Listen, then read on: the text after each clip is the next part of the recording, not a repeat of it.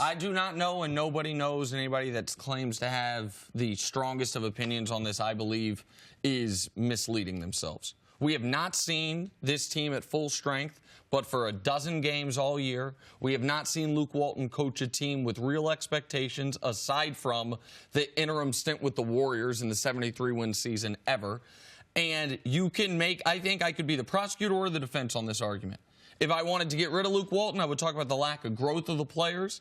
I would talk about the stagnation of guys that we thought were blue chippers, and I would talk about the lack of what I think is creativity on some sidelines, out of bounds, and after timeouts plays where the best coaches can really make their money. And if I were defending him, I'd say, okay, how many guys in the league would do well when their best player's out a month, when he's never been hurt, when Rondo's been hurt twice this year, when a guy got suspended early in Ingram, Lonzo is dinged, Kuzma's playing with a bad hip. Like, what do you want? This team was in 4th place, beating the Warriors when LeBron got hurt. So I just think the jury is not even, it hasn't even gone to the jury yet. It's not even that they're still out. We need more time.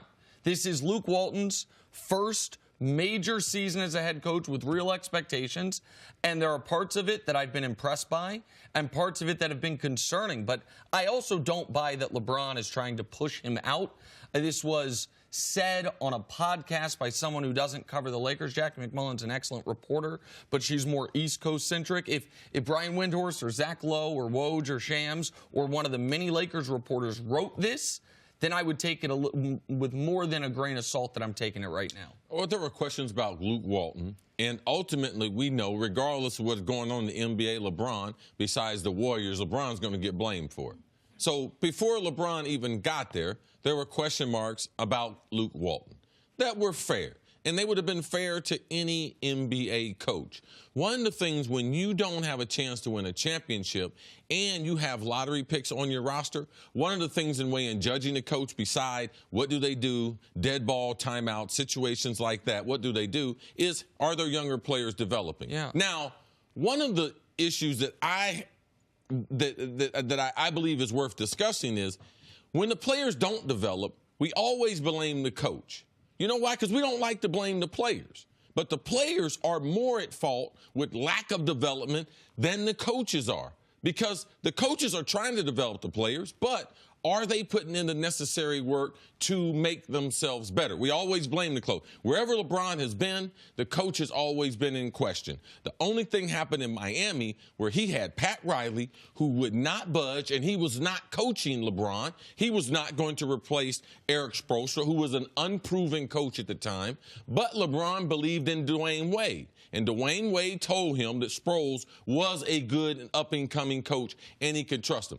Every other season, almost, LeBron's been in the NBA. The coach has been in question. The big thing is now the Lakers have to make sure they don't lose patience. Don't forget what the model was. The model was about the summer of 2019. And we didn't know 50 games in with a record at 26-24, LeBron missing a month, because if we're being fair to Luke Walton, with all that happening, this wouldn't be a question. They would continue with the season because LeBron has missed the month. And all the lack of player development, that's not on Luke Walton.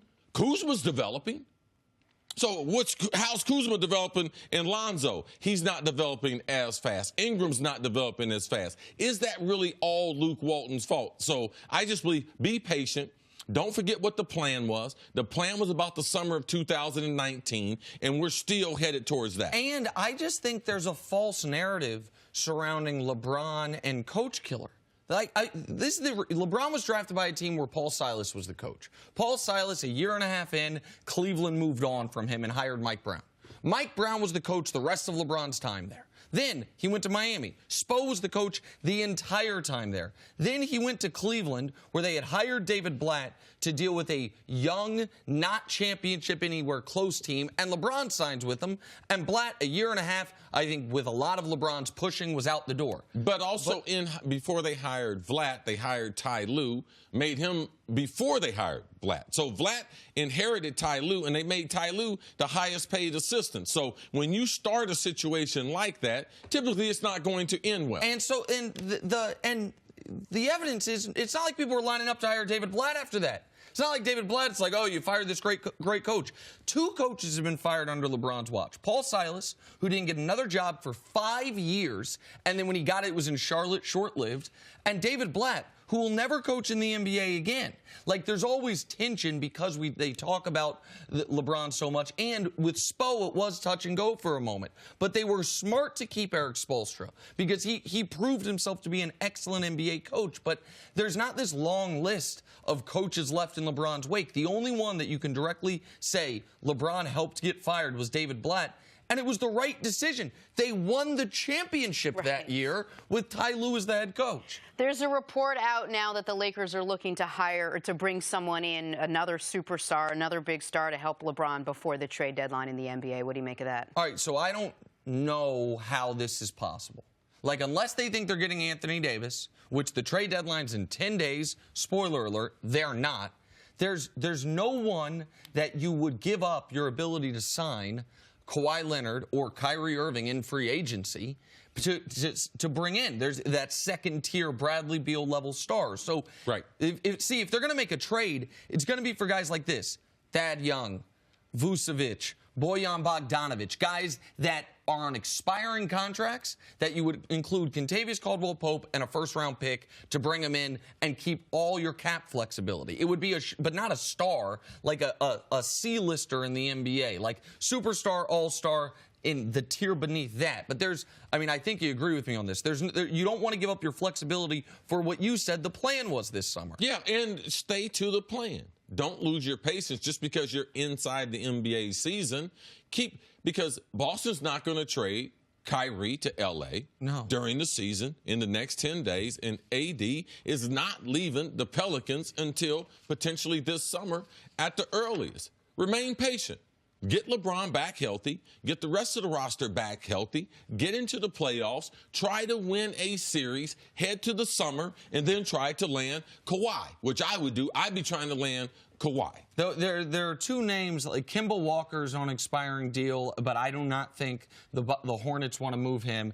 And Marc Gasol's an interesting one because he has a player option, but he is available. If he were to say, I'm going to turn down the player option so it becomes an expiring contract, that's a move they potentially could make. But I think they like how Zubats is playing, and all of a sudden they have a legitimate depth at center. But I don't see them bringing in anyone with a name bigger than Nikola Mirotic. Like, that's the level of player we're talking about. They seem to only want to bring in names that Cece and I would have a hard time pronouncing.